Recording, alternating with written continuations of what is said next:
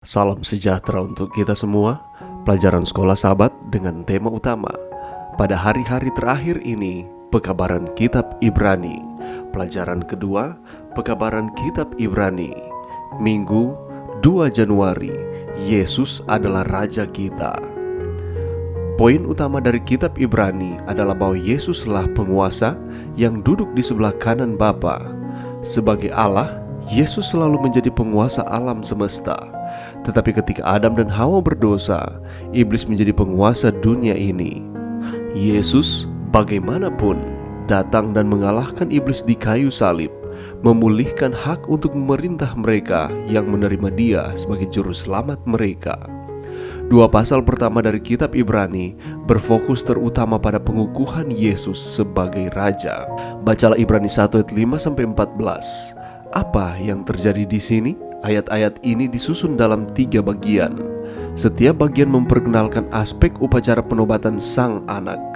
Pertama, Allah mengangkat Yesus sebagai anak kerajaannya. Kedua, Allah memperkenalkan anak ke pengadilan surgawi yang menyembah Dia, sementara Allah memproklamasikan pemerintahan kekal anak. Ketiga, Allah menobatkan anak, pemberian kekuasaan yang sebenarnya. Salah satu kepercayaan terpenting dari perjanjian baru adalah bahwa di dalam Yesus Allah memenuhi janjinya kepada Daud. Yesus lahir dari garis keturunan Daud di kota Daud. Selama pelayanannya, orang sering menyebut Dia anak Daud. Yesus dieksekusi dengan tuduhan bahwa Dia mengaku sebagai raja orang Yahudi. Petrus dan Paulus berkhotbah bahwa Yesus telah bangkit dari kematian sebagai penggenapan janji yang dibuat kepada Daud. Dan Yohanes mengidentifikasi Yesus sebagai singa dari suku Yehuda. Kitab Ibrani tentu saja setuju Allah telah memenuhi janjinya kepada Daud di dalam Yesus. Allah memberinya nama yang agung, mengangkat Dia sebagai anaknya sendiri, menegakkan tahtanya selamanya dan mendudukannya di sebelah kanannya. Lebih lanjut, menurut Ibrani 4, Yesus memimpin orang-orang kepada perhentian Allah dan mengingatkan kita bahwa Yesus adalah pembangun rumah Allah.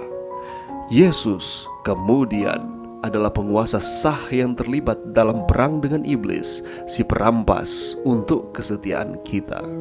Bagaimana kita dapat memperoleh penghiburan, terutama di tengah pencobaan, dengan mengetahui bahwa Yesus adalah penguasa alam semesta?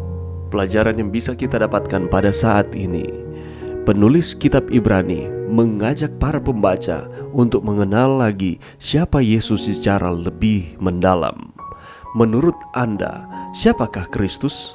Mari kita lihat di dalam Ibrani 1 ayat 1-3. Di sana dicatat bahwa Dia adalah pencipta, pewaris, penyempurna, pemimpin sejarah, pewahyu, cahaya kemuliaan Allah, wujud dari Allah yang tidak kelihatan, penopang dari segala sesuatu yang ada, dan Dia menyucikan kita dari dosa dan duduk di sebelah kanan Allah.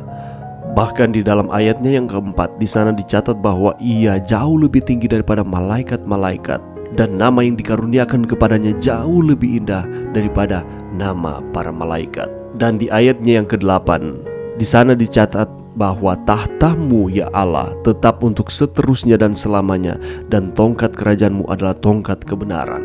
Anak di sini dinyatakan sebagai Allah, dan Ia adalah Raja. Ada tahta melambangkan pemerintahan dan tongkat kerajaan, yakni tongkat kebenaran. Dari ayat-ayat yang kita lihat tersebut menyatakan bahwa Yesus itu adalah oknum yang berkuasa. Bahkan Ia adalah seorang raja. Ketika Yesus disebut Raja segala raja dan Tuan di atas segala tuan, itu berarti bahwa pada akhirnya semua pemimpin lainnya akan ditaklukkan, dan Yesus sendiri akan menjadi pemerintah tertinggi sebagai Raja dan Tuan atas seluruh bumi. Tidak ada kekuatan apapun, tidak ada raja, tak ada tuan manapun yang dapat menang atau mampu menentangnya.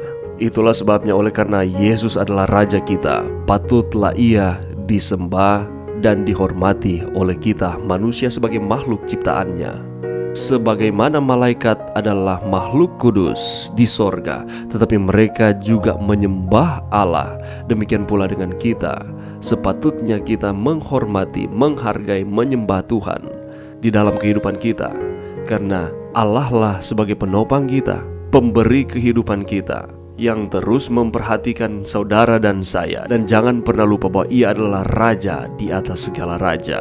Apabila kita terjebak di dalam tantangan kehidupan, pencobaan-pencobaan yang datang di dalam kehidupan kita silih berganti, jangan pernah lupa kita memiliki Yesus yang adalah penguasa alam semesta, yang merupakan Raja di atas segala raja, yang akan terus memperhatikan kita dan akan memberikan jalan keluar yang terbaik di dalam setiap kehidupan kita.